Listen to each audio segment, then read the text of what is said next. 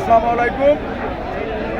আমি সাধারণ লস্কর, বাংলাদেশ সেনাবাহিনীর একজন অবসরপ্রাপ্ত সদস্য। 18 সালে বাংলাদেশ সেনাবাহিনীর থেকে অবসর নিয়ে বাংলাদেশ জাতীয়তাবাদী দলের সক্রিয় কর্মী হিসেবে দায়িত্ব পালন করেছি।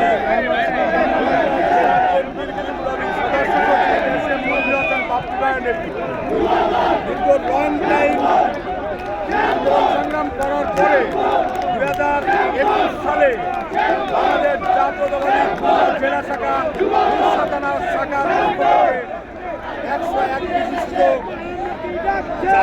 কমিটির সভাপতি হিসেবে আমাকে দায়িত্ব দেন। সেই থেকে আজকের এই দিনের জন্য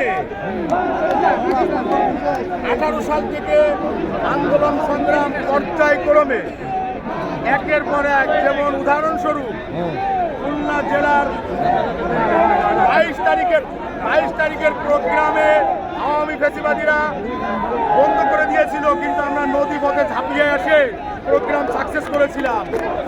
আরেকটা কথা, 28 অক্টোবরে রক্তাক্ত অবস্থায় বিপ্লবী সদস্য সচিব বাপ্পি ভাইয়ের নেতৃত্বে ওইখানে আন্দোলন করে বাপ্পি ভাই সহ আমরা রক্তাক্ত অবস্থায় পরিণত হয়েছিলাম। যাত্রাবাড়ি এই সমস্ত এলাকায় অবস্থান কর্মসূচিতে জীবনের বিনিময়ে গুলি খেয়ে ওইখানে আন্দোলন সফল করেছিলাম। কিসের জন্য?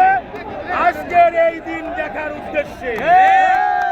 একটাই মাত্র উদ্দেশ্য ছিল, বাংলাদেশে বীরের বেশে তারেক রহমান আসবে, এটাই উদ্দেশ্য ছিল। বাংলাদেশ জাতীয়তাবাদী দল বিএনপি ক্ষমতার লোভে আন্দোলন করেছিল না।